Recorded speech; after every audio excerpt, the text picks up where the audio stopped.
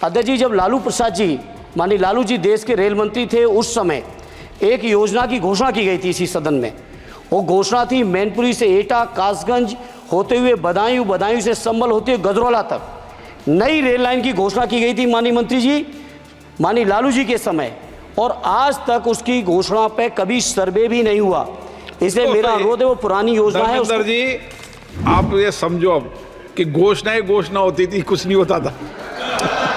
नहीं, उसके बाद 10 साल से तो आप भी हैं, 10 साल से ये भी हैं अध्यक्ष जी, ऐसा नहीं है 10 साल से ये भी बैठे हैं। चूंकि हमारी पार्टी के पास समय कम है, इसलिए हम उसको ज़्यादा लंबा नहीं कहेंगे। दूसरा, मैनपुरी से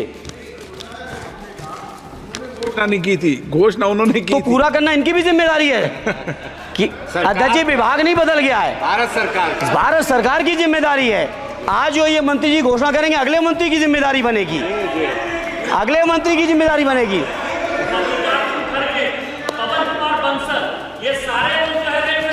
अरे 10 साल का हिसाब दे दो, अरे 10 साल का हिसाब दे दो। चलिए धर्मेंद्र जी, अरे मेरे पास समय कम है, उसका दुरुपयोग ना करो। धर्मेंद्र जी बोलिए। आपके हिसाब से तो सब कुछ बदल गया रेल में। अरे कुछ तो दे दो कि केवल उधर के लिए सब कुछ है, बिल्कुल सही, केवल सब कुछ उधर के लिए है, तो सबका साथ सबका विकास का नारा बंद करो। माननीय मंत्री जी, ये जो मांगे हमने रखी हैं, इन सभी को पूरी कर दीजिए मंत्री जी, और नहीं कर सकते हैं तो कम से कम इस सदन के अंदर तो सबका साथ सबका विकास नारा देना बंद ही कर दो। धन्यवाद अध्यक्ष जी। हालांकि हमारी पार्टी का समय नहीं था, बावजूद इसके आपने समय दिया रेल बजट पे बोलने के लिए, उसके लिए मैं आपका बहुत हृदय से धन्यवाद। अध्यक्ष जी, बहुत सारे साथियों ने बड़ी जिम्मेदारी की बात कही, जनरल बोगी बढ़ाने से लेके सफाई से लेके उन सभी चीज़ों के साथ अपने को जोड़ते हुए, चूँकि अध्यक्ष जी मैं आजमगढ़ संसदीय क्षेत्र से निर्वाचित होकर आया हूँ।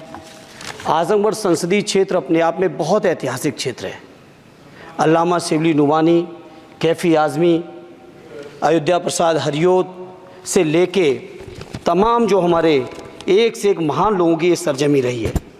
अध्यक्ष जी, आजमगढ़ क्षेत्र अलग अलग विविधताओं से भरा हुआ है। आजमगढ़ के लोगों को जहाँ रोज़गार के लिए मुंबई जाना पड़ता है, वहीं शिक्षा के लिए आजमगढ़ के लोगों को इलाहाबाद और प्रयागराज की ज़रूरत पड़ती है। प्रदेश की राजधानी लखनऊ है, देश की राजधानी दिल्ली है। इसलिए मैं अपनी ओर से अपने क्षेत्र के लिए आजमगढ़ से मुंबई, जो कोरोना से पहले, माननीय मंत्री जी ध्यान दे दें, कोरोना से पहले आजमगढ़ से मुंबई एक रेल चलती थी जो कोरोना काल से बंद चल रही है। हमारा अनुरोध है कि उस रेल को न केवल वो साप्ताहिक थी, उस रेल को हर दिन के लिए शुरू किया जाए, बल्कि साथ ही साथ आजमगढ़ से लखनऊ, आजमगढ़ से इलाहाबाद, जहाँ पे इंटरसिटी से डेली लोग आवागमन कर सकें, आ जा सकें, उसके लिए इस ट्रेन को भी शुरू कराने की कृपा करें।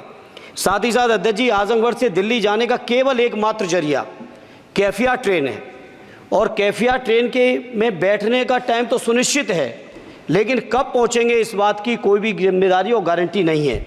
इसे मंत्री जी मैं आपसे अनुरोध करूंगा कि आजमगढ़ से दिल्ली के लिए एक नई रेल लाइन, नई रेल ट्रेन शुरू करने की कृपा करें। मैंने जनरल बजट की चर्चा में भी जिक्र किया था, आजमगढ़ से बनारस से बायां आजमगढ़ गोरखपुर तक नई रेल लाइन का बड़ा प्रचार किया गया अध्यक्ष जी। हमसे पूर्व सांसद ने बहुत प्रचार किया कि हमने सैंक्शन करा दिया है, लेकिन उस पर अभी एक भी रुपए की बजट न स्वीकृत है, न उस योजना का स्वीकृत है। सर्वे ज़रूर हुआ है, डीपीआर ज़रूर बनी है, लेकिन उसकी स्वीकृति मंत्री जी और फंड अभी बाकी है। मैं उम्मीद करता हूं कि आप इसको ज़रूर ध्यान देंगे। साथ ही साथ अध्यक्ष जी, आजमगढ़ में जहानागंज से सठियाओं के बीच रेलवे ओवरब्रिज न होने की वजह से घंटों जाम लगता है। इसी तरह से 2 जगह और हैं, कुटवा मझगवां, बालीपुर से रानी की सराय, डुगवा कोटवा रेलवे पर अंडरपास की बहुत ज़रूरत है। अध्यक्ष जी 1 मिनट और लेंगे। मैं बड़ा सौभाग्यशाली हूँ अध्यक्ष जी कि उत्तर प्रदेश की 3 विभिन्न लोकसभाओं का मैंने प्रतिनिधित्व करने का मुझे मौका मिला, और वो तीनों ही क्षेत्र सदैव नेताजी की कर्मभूमि रहे, स्वर्गीय शरद यादव जी की कर्मभूमि रहे, माननीय अखिलेश यादव जी की कर्मभूमि रहे। इन तीनों ही क्षेत्रों की अलग अलग मांगें हैं, इसके लिए मैं आपसे थोड़ा सा अनुरोध करूँगा। अध्यक्ष जी, जब लालू प्रसाद जी, माननीय लालू जी देश के रेल मंत्री थे, उस समय एक योजना की घोषणा की गई थी इसी सदन में। वो घोषणा थी मैनपुरी से एटा, कासगंज होते हुए बदायूं, बदायूं से संभल होते हुए गजरौला तक नई रेल लाइन की घोषणा की गई थी माननीय मंत्री जी, माननीय लालू जी के समय, और आज तक उसकी घोषणा पे कभी सर्वे भी नहीं हुआ। इसलिए मेरा अनुरोध है वो पुरानी योजना है धर्मेंद्र जी, आप ये समझो अब कि घोषणा होती थी, कुछ नहीं होता था।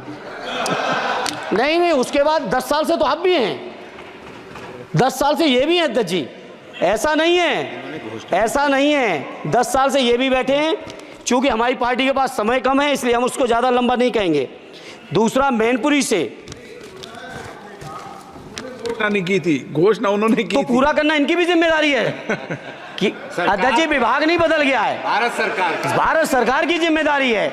आज जो ये मंत्री जी घोषणा करेंगे अगले मंत्री की जिम्मेदारी बनेगी, अगले मंत्री की जिम्मेदारी बनेगी।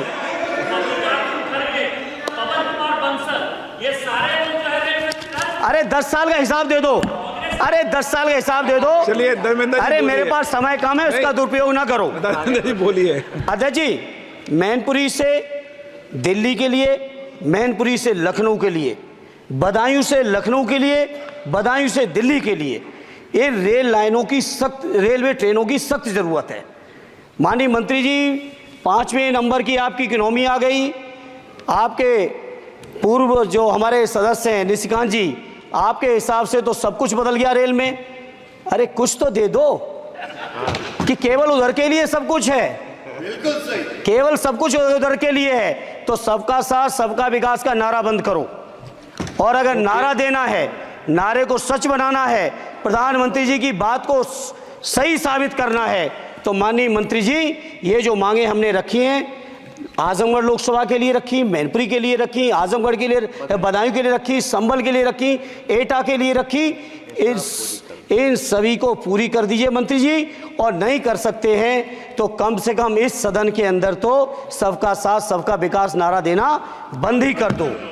और नारा जिस दिन देना बंद कर दोगे और ये कह दोगे कि आप विपक्ष में आपका नहीं करेंगे, उस दिन हम अपने क्षेत्र के लोगों को संतुष्ट भी कर लेंगे। हमारे क्षेत्र के लोग इतने स्वाभिमानी लोग हैं। माननीय अध्यक्ष जी कि आपने मुझे रेल बजट पर बोलने का मौका दिया।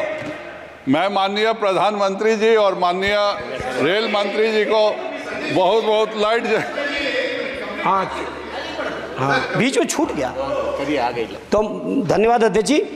मैं कहता हूं कि जो मांगे की हैं तीनों ही क्षेत्रों की, उत्तर प्रदेश की जनता की, उसको माननीय मंत्री जी पार्टी से ऊपर उठकर सबके साथ और विकास के लिए पूरा कर दें।